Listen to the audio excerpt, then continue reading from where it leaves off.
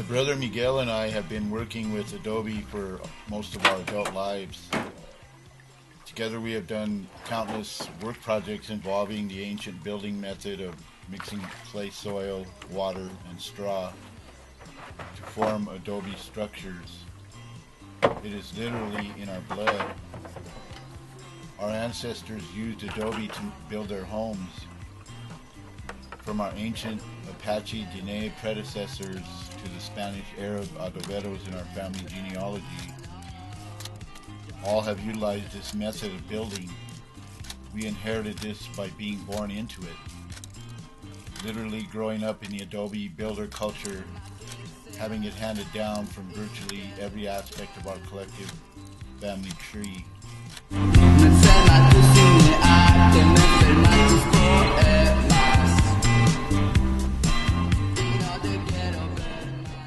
So when we haul water from the Rito, we lose a little bit transporting it back up, but it's all good. We get a little wet in the process. Been doing this for a long time.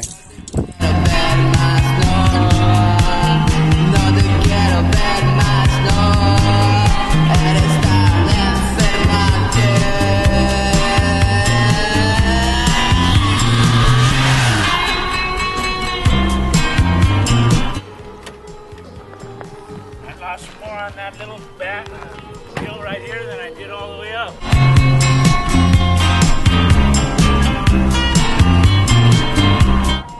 It's okay, everybody, we got this.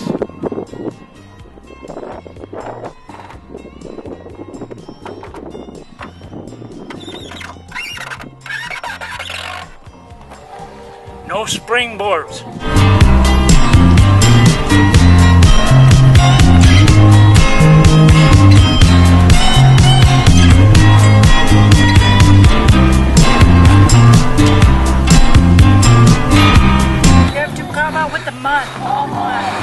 Yep, we already got water from the creek. See those 2 barrels?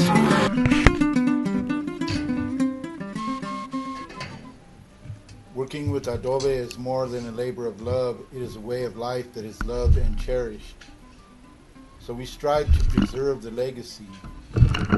Back when Rosita Mogues was using the Horno, there was no electricity or running water, so it was much harder to build and maintain. Today we use a portable generator and a mixer, but still must rely on the old method of obtaining water from the creek. Using shovels and wheelbarrows is also a part of the routine. All materials that we need for making adobe are laying on the ground.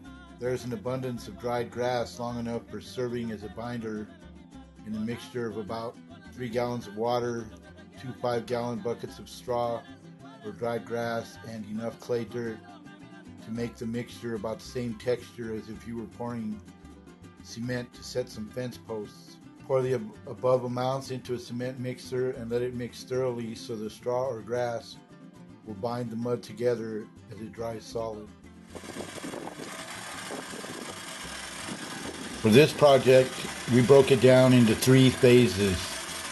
First, we had to reconstruct the base of the Horno, which had not been done since we built the Horno in 1997. We had to build a form to pour the adobe mud. Once the form was put together, it only took a couple of hours to get the job done with the enthusiastic assistance of our kind volunteers Ramon Amon, Sit Nien A, and Carlos Guevara, who all showed up to lend a hand. Working with adobe is hard work, so it is greatly appreciated whenever someone volunteers to help. Why is it beneficial to have the ability to build an Horno? It's a survival skill, very basically. You know, to be able to build an oven and be able to cook your food in a decent fashion without the need of gas or electricity is something that a person has to look at. And by using the ground around you, straw, grass, and everything else, you know, because I've eaten out of that thing before. It makes nice bread. And it's sitting out there in the country, up in the mountains. You know, what better survival skill would that be than to be able to work with adobe, be able to make a structure. If you can make a stove, you can make a structure.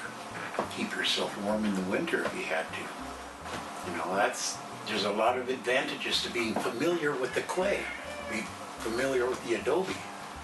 You know, because it's not only the Horno, it's just about anything else you want to build, like that we have today. Just realize that we're not gonna, you know, we're not having electricity or any of that stuff. We're doing it with our hands.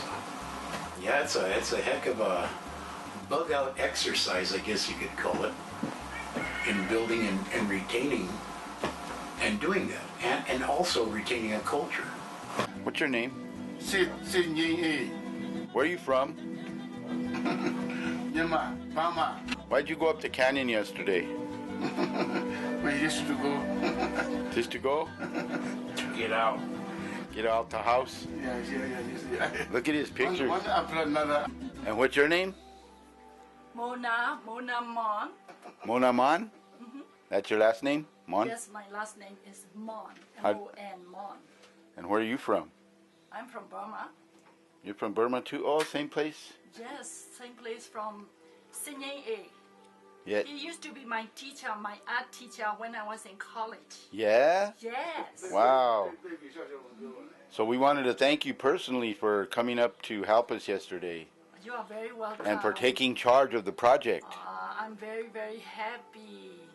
You're a very take charge person, and you took charge, and you were directing us, and that was good. We needed direction. People used to take the picture of me wherever I go in the party or something gathering, because they call me Apache woman. They think I look like Apache. Yeah. So they always say that, and then that's like long time ago, in the middle of nowhere. Now I'm connected with the Apache, and I am one of them, and I'm one of your cousins. So. Let's go get some water. You said there was a snake in the morada? Yeah. Right at that door. Because I went back there, I seen that broom, you know, how we pile it up in that corner. I heard something move, I looked down, I said, oh shit, I was stepping back and I seen it slithering, trying to go underneath, you know how that crack between the door and the floor. I couldn't get down there, and when I stepped back, it came back out and just kind of sat right there. I said, sorry, didn't mean to bother you. So I left. Go be a snake. Yep. That's probably why he didn't stumble into me. He's scared more of me than I am of him. Was it a good sized one? Yeah, it was probably like that. And one time me and Al came and found one with that long. Same corner. Probably living under the floor in the morada. Yep.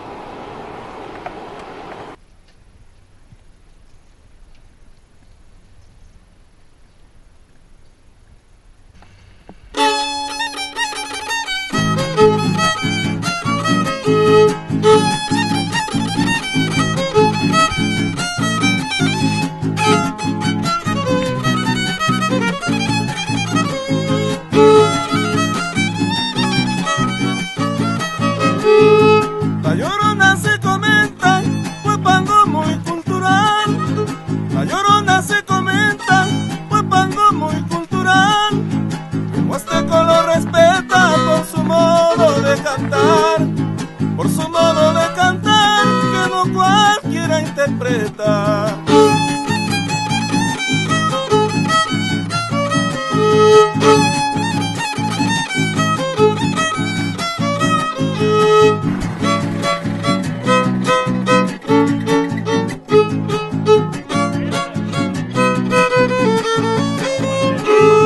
Tengo mi computadora junto a mi mejor sillón. Tengo mi computadora junto a mi mejor sillón. Sé que soy encantadora, de links yo tengo un montón. Si le tecleas la aurora te sale mi información.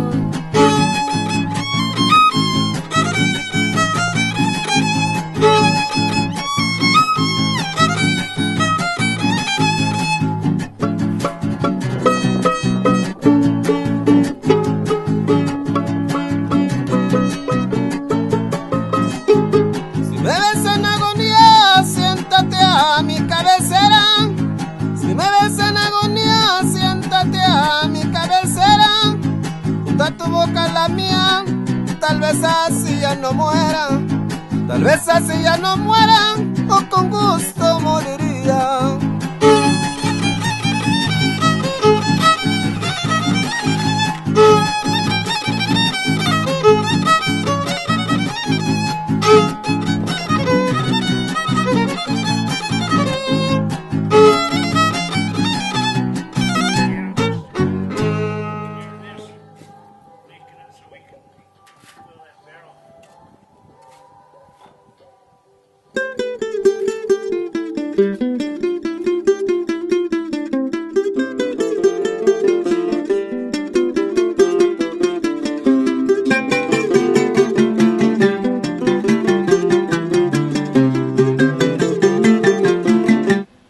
Talking to you by the light of the Horno up here in Longs Canyon after we came up here and restuccoed the Horno.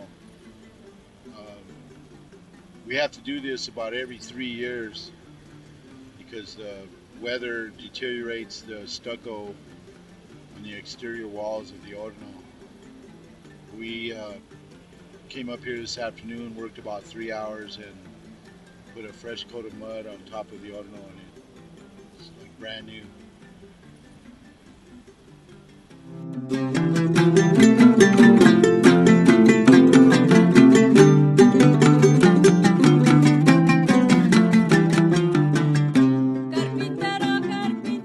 Many in our family circle are blessed with the loving memory of our grandmother, Rosita Moguez, baking bread and pies in the 2 hornos once existing in Rito. She was famous in southern Colorado for her dried corn, or chicos as they were called. This horno was built in memory of Rosita and all before her who used the 2 hornos. The Horno Project actually began in July-August 1997 with the building of the base on which the Horno would eventually be built. The original base was 7 feet by 7 feet by 12 inches deep and took exactly 110 wheelbarrows of adobe clay, water, and straw mix, with some large chunks of pumice stone tossed in for good measure. After the base cured for over a month, we returned and built the Horno on top of the base with adobes we had recovered from other crumbling adobe structures in Las Animas County.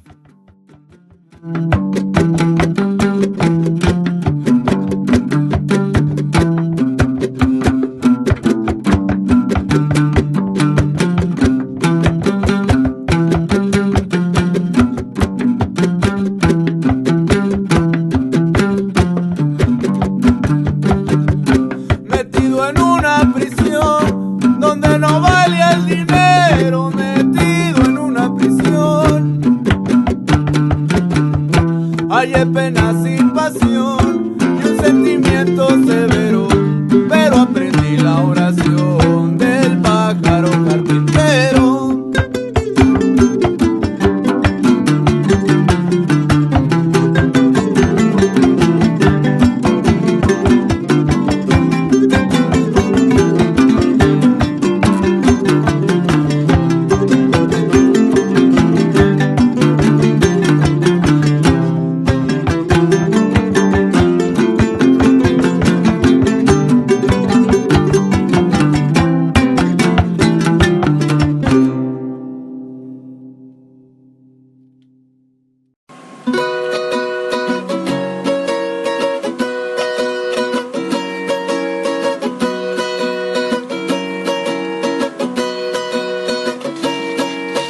Hoy me gusta el verano porque el cielo está a mi lado, porque las aves cantan y mi corazón salta.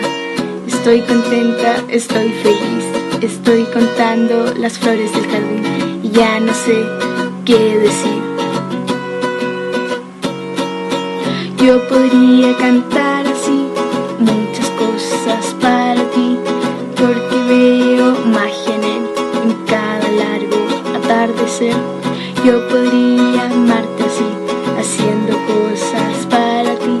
Me vuelve loca tu mirada cuando piensas en la nada.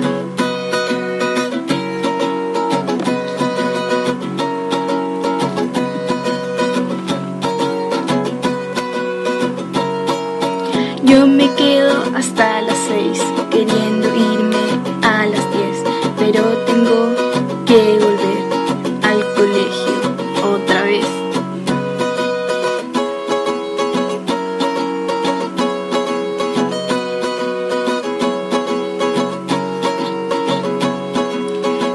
podría cantar así muchas cosas para ti.